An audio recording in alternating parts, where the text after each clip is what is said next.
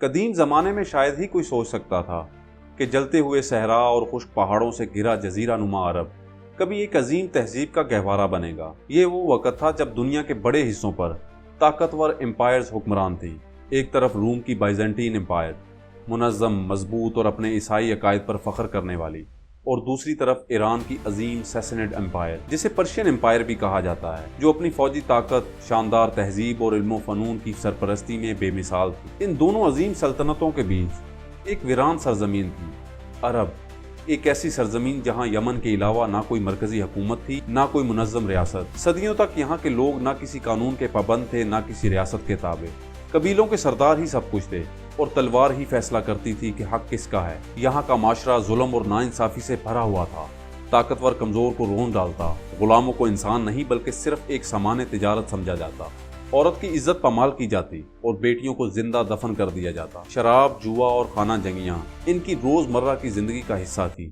اس زمانے کو تاریخ میں زمانہ جاہلیت کے نام سے جانا جاتا ہے۔ تو اس سیریز وائز ویڈیو میں آپ جانیں گے کہ کس طرح جہالت اور اندھیروں میں ڈوبا ہوا عرب ایک پاکیزہ انسان کی بدولت روشنی اور علم کا گہوارہ بنا۔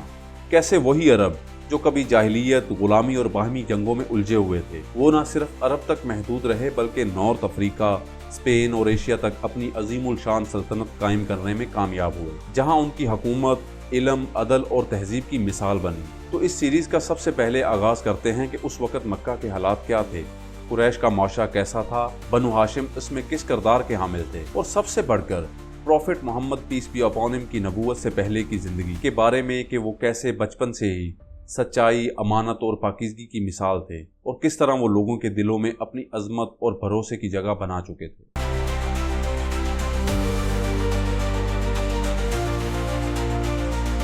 دنیا کے تمام مذاہب اور قوموں میں صرف اسلام ہی ایک ایسا مذہب ہے جس کی تاریخ شروع سے لے کر آج تک محفوظ شکل میں ہمارے سامنے موجود ہے۔ اس کے ہر دور اور واقعے کو معتبر ذرائع اور مضبوط اسناد کے ساتھ ہم تک منتقل کیا گیا، جیسے قرآن تواتر سے ہمارے پاس پہنچا، حدیث میں راویوں کی مکمل سند محفوظ کی گئی، اور سیرت و تاریخ کی کتب میں واقعات کو ترتیب سے جمع کیا گیا۔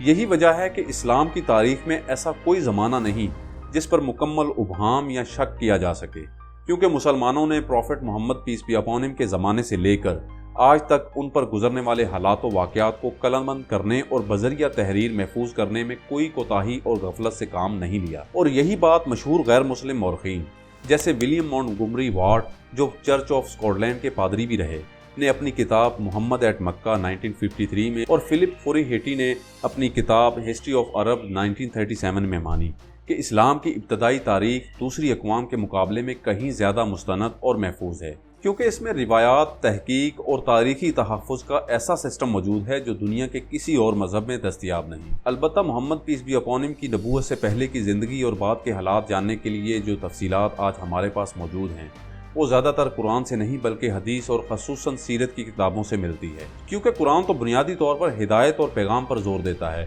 اور واقعات کو صرف اشاروں میں بیان کرتا ہے، اور حدیث میں اگرچہ نبی کی زندگی کے مختلف پہلوؤں کے بارے میں روایات موجود ہیں، لیکن سب سے زیادہ تفصیل ہمیں سیرت کی کتابوں سے ملتی ہے، جس کی سب سے پہلی کوشش عروہ بن زبیر نے کی، جو پیغمبر کی بیوی عائشہ رضی اللہ تعالیٰ عنہ کے بھانجے تھے اور صحابہ سے ڈائریکٹ معلومات لیتے تھے۔ ان کے بعد سب سے نمایاں نام ابن اسحاق کا ہے، جنہوں نے سیرت رسول اللہ کے نام سے ایک جامع کتاب لکھی۔ اگرچہ ان کی اصل کتاب اب موجود نہیں رہی، لیکن اس کے بڑے حصے ابن ہشام کی سیرت النبویہ اور امام طبری کی تاریخ الرسل والملوک میں محفوظ ہوئی۔ یوں اسلام کی ابتدائی تاریخ نہ صرف محفوظ ہوئی بلکہ دنیا کی دوسری اقوام کے مقابلے میں کہیں زیادہ تفصیل اور تسلسل کے ساتھ ہمارے سامنے آئی۔ تو اب چلتے ہیں وقت کی صدیوں پرانی گہرائی میں۔ آج سے تقریباً 4000 سال پہلے عراق کے قدیم شہر اور میں prophet Ibrahim peace be upon him پیدا ہوئے، جنہوں نے خدا کے حکم سے اپنی دوسری بیوی ہاجرہ اور اپنے اکلوتے بیٹے اسماعیل کو اپنے گھر سے دور ایک بے آب و گیا سنسان وادی میں چھوڑ دیا، جہاں نہ کوئی آبادی تھی، نہ پانی اور نہ ہی کھانے پینے کا کوئی ذریعہ۔ جب لایا ہوا پانی ختم ہو گیا تو ہاجرہ بے چین ہوئی۔ وہ اپنے بچے کی پیاس دیکھ کر پریشانی میں وہاں موجود صفا اور مروہ کی پہاڑیوں کے درمیان دوڑتی رہی تاکہ کوئی قافلہ یا پانی کا ذریعہ دکھ سکے۔ یہ عمل پھر بعد میں مسلمانوں کے لیے حج اور عمرے کا ایک لازمی رکن بن گیا، جسے صحیح کہا جاتا ہے، جو کہ آج بھی جاری ہے۔ تو اس دوران ان کے بیٹے اسماعیل کے قدموں کے پاس زمین پھٹی اور زمزم کا چشمہ جاری ہوا، इस चश्मे की खबर इतराफ में फैल गई, जिस पर जुरहम कबीला वहां आया और हाजरा से इजाजत लेकर इस वादी में आबाद हो गया। यूं ये सुनसान वादी आहिस्ता आहिस्ता आबाद होती गई और यहाँ एक बस्ती वजूद में आई जिसे मक्का का नाम दिया गया। ये शहर मगरबी अरब के बुलंद सहराई पहाड़ी खित्ते में वाक़या था। तो जब प्रॉफिट इब्राहिम के बेटे जवान हुए तो बाप बेटे ने मिलकर खुदा के हुक्म से इसी वादी में खाना काबा की बुनियाद रखी। अल्लाह ने इस मुकाम को हज का मरकज बनाया और मुनासिक हज मुकर्रर किए। तो इस तरह ये तौहीद की सबसे पहली इबादतगाह बनी, जहाँ सिर्फ एक खुदा की इबादत की जाती थी। लोग दूर दूर से हज के लिए यहाँ आने लगे और मक्का इस जजीरा नुमा अरब की जान बन गया। फिर सदियां गुजरती गईं। जमजम का कुआं जो कभी जिंदगी की अलामत था, उसे जुरहम कबीले ने मक्का छोड़ते वक्त मिट्टी से भर दिया और वो काबा जिसे प्रॉफिट इब्राहिम और उनके बेटे Ismail piece B upon him ने एक खुदा की इबादत के लिए तामीर किया था, अब बुतों से भर चुका था। 6ठी सदी ईस्वी तक काबा के अंदर 360 के करीब बुत थे, जिन्हें अहले अरब खुदा का दर्जा देते थे या समझते थे कि ये उन्हें खुदा के करीब कर देंगे।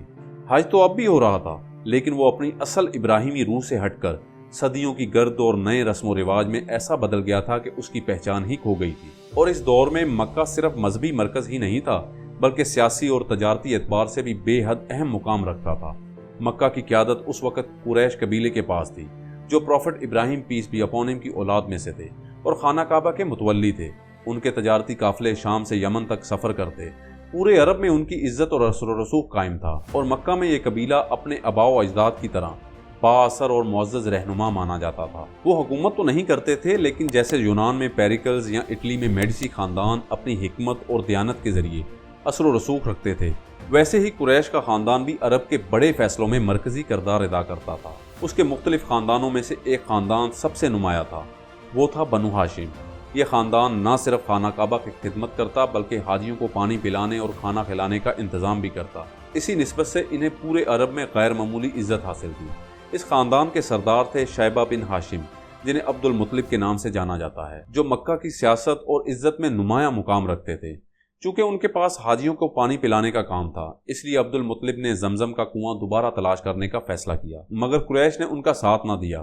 तो उसने अपने इकलौते बेटे हारिस के साथ खुदाई शुरू की और उस वक़्त अपनी तन्हाई महसूस करते हुए उन्होंने मन्नत मानी कि अगर अल्लाह उन्हें 10 बेटे अता करे और चश्मा भी निकल आए तो वो अपने बेटों में से एक को अल्लाह के नाम पर कुर्बान करेगा। चंद दिनों की मेहनत के बाद जमजम का चश्मा दोबारा जारी हुआ और अब्दुल मुत्तलिब को 10 बेटों की खुशखबरी भी मिली। जमजम के चश्मे के दोबारा निकलने से बनु हाशिम की साख और भी बढ़ गई और अब्दुल मुत्तलिब पूरे मक्का में एक मुअज़्ज़ज़ और बाअसर सरदार के तौर पर तस्लीम किए जाने लगे। जब उनके बेटे जवान हुए तो उन्होंने अपनी मानी हुई मन्नत को पूरा करने के लिए काबा में जाकर हबल के सामने कुरा डाला, जो काबा में रखे गए तमाम बुतों का सरदार समझा जाता था। कुरा में उनके सबसे छोटे बेटे अब्दुल्ला का नाम निकला, लेकिन कुरैश के सरदारों और अहले खाना ने उन्हें इस अमल से रोकने की कोशिश की। आखिरकार ये मामला एक कहाना के पास गया तो उसने मशवरा दिया कि अब्दुल्ला के बदले ऊंट कुरा में डाले जाएं और हर बार नाकामी पर 10 ऊंट बढ़ाए जाएं। तो इस तरह अब्दुल्ला की जान बच गई और 100 ऊंट ज़िबा किए गए। इसके बाद अब्दुल मुत्तलिब ने अपने इस बेटे की शादी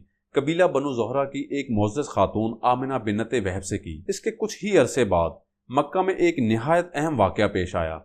जैसा कि मैं पहले बता चुका हूँ कि मक्का में काबा एक मुअज़्ज़ज़ मुकाम समझा जाता था। लोग दूर दराज इलाकों से यहाँ हज और इबादत करने के लिए आते थे और काबा के गिर्द हमेशा ज़ायरीन का हजूम रहता। इसे देखकर यमन के हाकिम अबहरा ने सना में एक बड़ा चर्च अलकलीस बनाया ताकि लोग वहाँ हज करने आएं। लेकिन लोगों ने और ख़ास तौर पर अरबों ने खाना काबा को ना छोड़ा। इस गुस्से में आकर अबहरा ने एक अजीम लश्कर तैयार किया जिसमें हाथी भी शामिल थे और खाना काबा को गिराने के इरादे से मक्का की तरफ रवाना हुआ। मक्का के कबाइल उस वक्त इतने ताकतवर नहीं थे कि यमन से आने वाली हजारों की फौज और हाथियों का मुकाबला कर सकें, क्योंकि ये एक तजारती शहर था। इसलिए ना उनके पास बड़े हथियार थे और ना ही मिलिट्री ट्रेनिंग। इसलिए अहले मक्का ने जंग करने की बजाय काबा को अल्लाह की हिफाजत पर छोड़ दिया। तो जैसा कि फिर कुरान में है कि उन पर परिंदों के झुंड भेजे जो उन पर पकी हुई मिट्टी के पत्थरों से वार कर रहे थे, फिर उन्हें खाए हुए भूसे की तरह कर दिया। इस साल को आमुल फील के नाम से जाना जाता है, यानी ईयर ऑफ द एलिफेंट। और इसी साल 12 रबीउल अव्वल को अब्दुल मुत्तलिब के बेटे अब्दुल्ला के यहाँ profit Mohammad piece B upon him पैदा हुए। लेकिन अफसोस, जब वो पैदा हुए तब उनके बाप अब्दुल्ला को इस दुनिया से गए तकरीबन 6 माह गुजर चुके थे। उस वक्त मक्का में एक रिवाज था कि नौमौलूद बच्चों को पैदाइश के कुछ दिन बाद सहराई कबाइल की औरतों के सुपुर्द किया जाता تاکہ وہ انہیں دودھ پلائیں اور پرورش کریں۔ کیونکہ مکہ تجارتی اور شہری مرکز تھا، اس لیے اس کا ماحول شور اور گرد و غبار سے بھرا رہتا، جبکہ صحرا کی ہوا کو زیادہ صحت مند مانا جاتا۔ اس کے علاوہ عربی یہ بھی سمجھتے تھے کہ صحرائی ماحول میں پلنے والے بچے سخت جان، بہادر اور مشکلات کا مقابلہ کرنے والے بنتے ہیں، جبکہ شہروں میں پرورش پانے والے بچے آرام طلب ہو جاتے ہیں۔ ایک اور اہم سبب زبان کی حفاظت تھی۔ مکہ میں مختلف قبائل کے آنے جانے سے لہجے بدلنے کا خدشہ رہتا، اس لیے مکہ کے لوگ پہلے 2 سال بچوں کو ان قبائل کے حوالے کرتے۔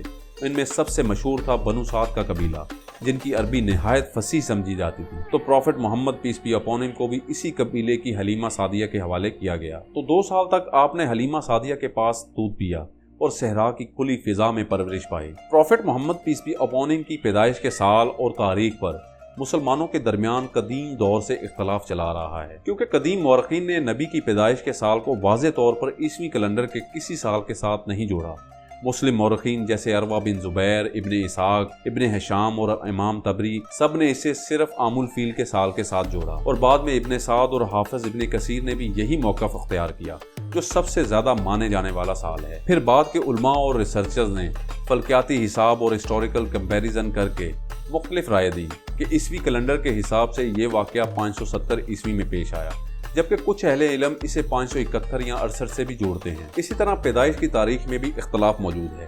سب سے زیادہ مشہور روایت یہ ہے کہ محمد پیس بی اپون ہم 12 ربیع الاول کو پیدا ہوئے، اور یہی دن بعد میں مسلمانوں کے درمیان معروف ہو گیا، لیکن بعض روایات کے مطابق آپ 9 ربیع الاول یا حتیٰ کہ رمضان المبارک میں بھی پیدا ہوئے۔ اس اختلاف کی ایک بڑی وجہ یہ ہے کہ اس زمانے میں عرب لوگ باقاعدہ طور پر کوئی سالانہ کیلنڈر استعمال نہیں کرتے تھے، بلکہ قمری مہینوں یعنی لونر کیلنڈر کو ہی بنیاد بناتے اور سالوں کو بڑے واقعات کے ساتھ جوڑ کر یاد رکھتے تھے، جیسے عام الفیل کا سال یا کوئی بڑی قبائلی جنگ۔ تو یوں کہا جا سکتا ہے کہ سال کے بارے میں زیادہ تر اتفاق عام الفیل پر ہے، البتہ 570 یا 71 کا اختلاف باقی ہے، اور دن کے بارے میں عوامی طور پر 12 ربیع الاول مشہور ہے، لیکن تحقیقی سطح پر 9 ربیع الاول کو بھی کئی علماء قریب تر سمجھتے ہیں۔